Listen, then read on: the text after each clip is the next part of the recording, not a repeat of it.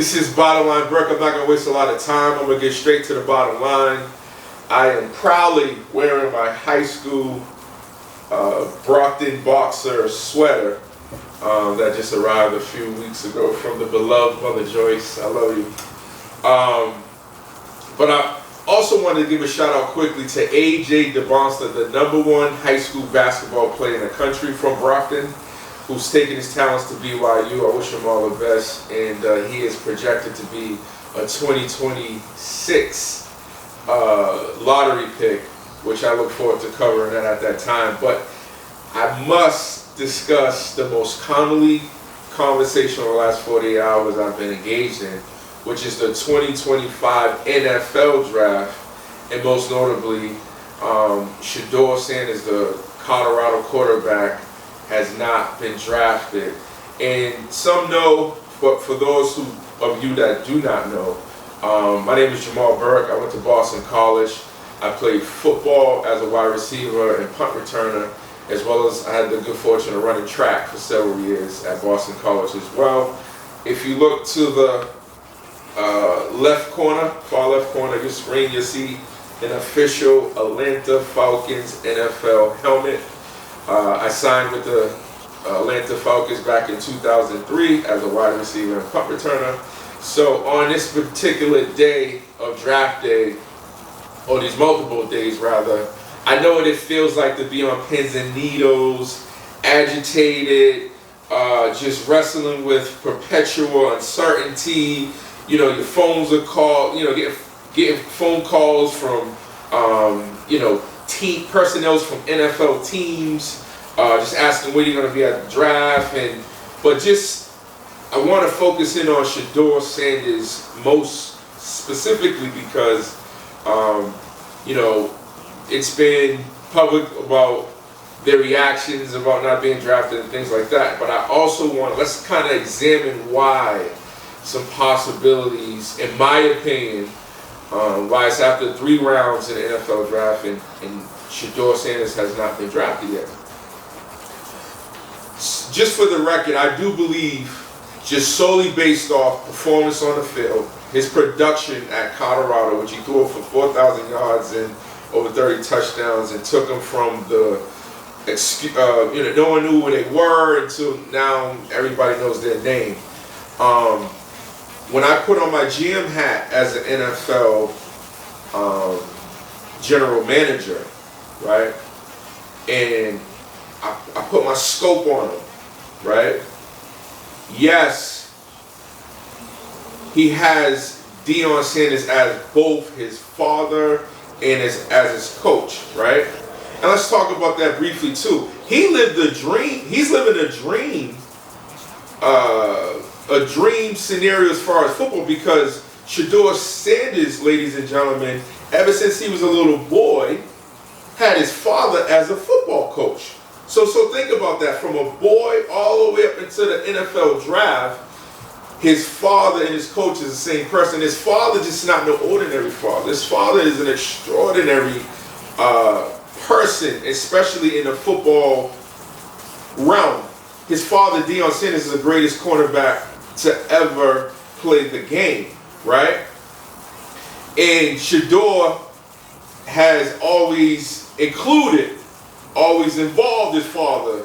And anytime he speaks about Shedeur, I'm talking about his own accolades and things like that. And I think that is where the rubber meets the road. I think a lot of executives, owners, GMs in the NFL, it's like, okay, when do we separate in this thing, right? Because yes, Shedeur Sanders has his father's last name, but he don't have his father's game, right? And I think that's what a lot of people, when you hear about, oh, he's arrogant and he didn't interview well, I think that what they may be talking about, it may have articulated privately, but haven't really heard it articulated publicly, they want some separation, right? I think that's really what it is. And I don't think it helped. Again, I'm just looking now. I got my GM hat in the NFL.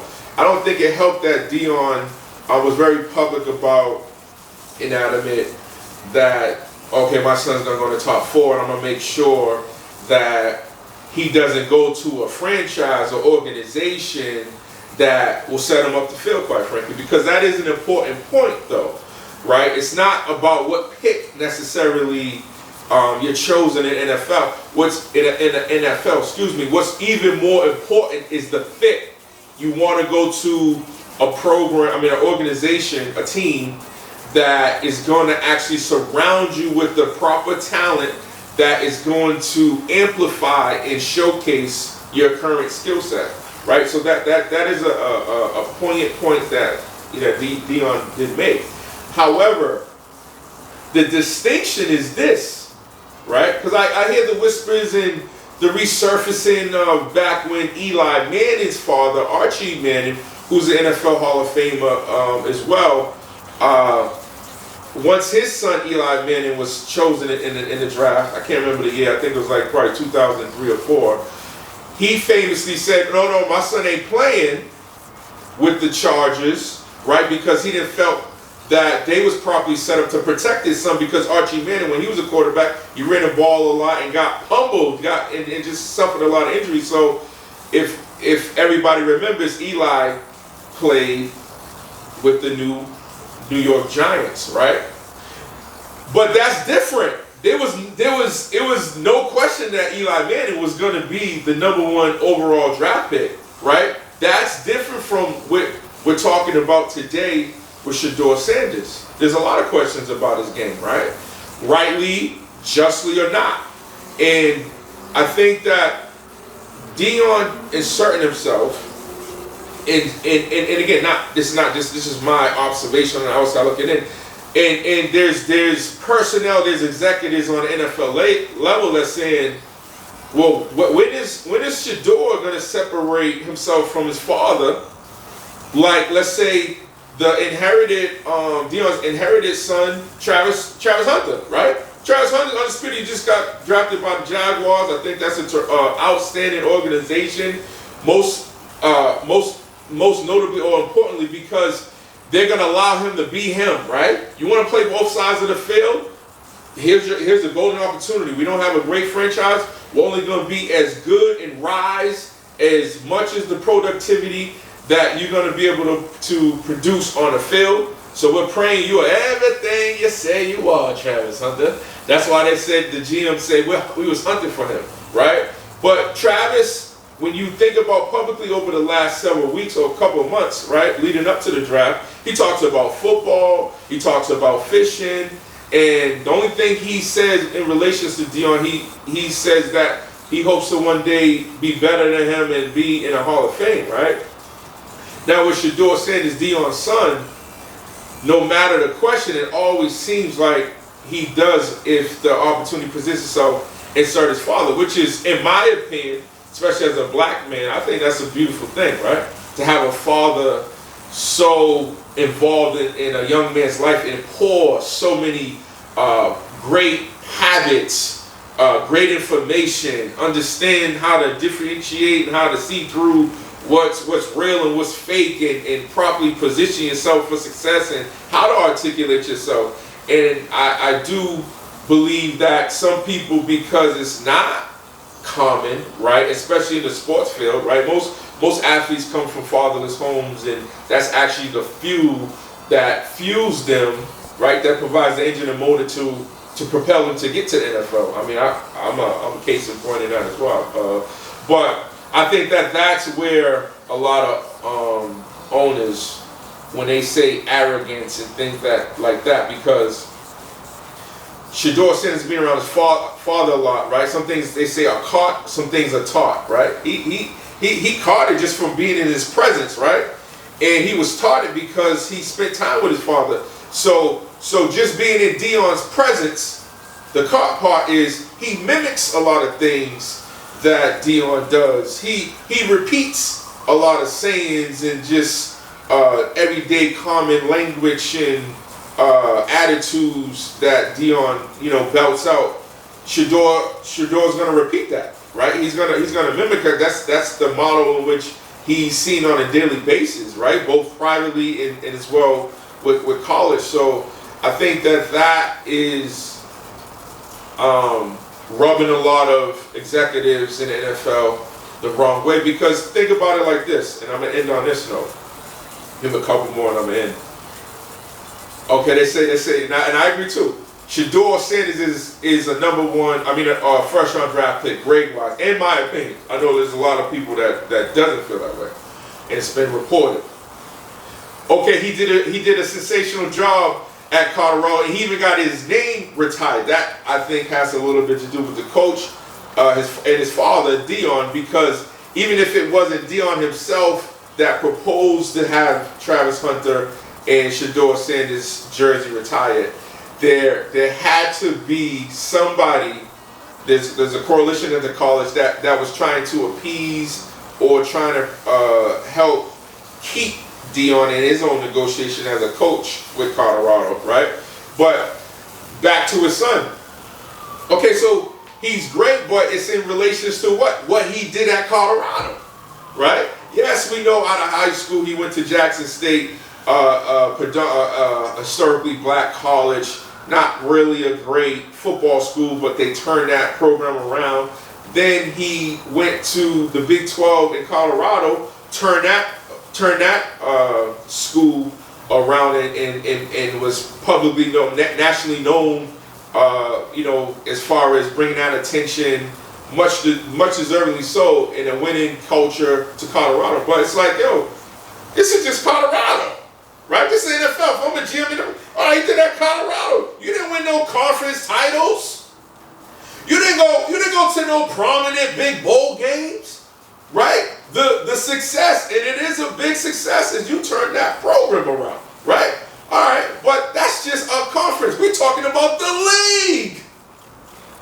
We're talking about the league. All roads leads to the NFL, right? Now, when we ask you about you, we want to hear about you, Shedeur Sanders. I think that is where a lot of confusion, now a lot of biases seep in, because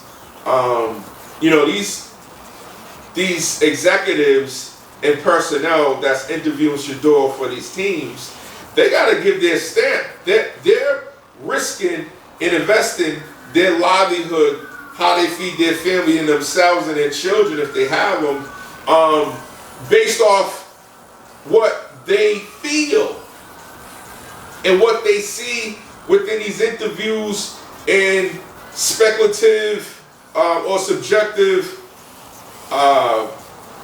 examination or breakdown of his personalities or non-body language or whatever the situation may be. And rightly or wrongly, they are who they are, right? And we could call the pink elephant in the room too. Yeah, race is a part of this.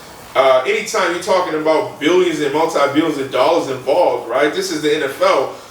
It's also the NFL where the mentality is PCP, right? You're talking about power, right?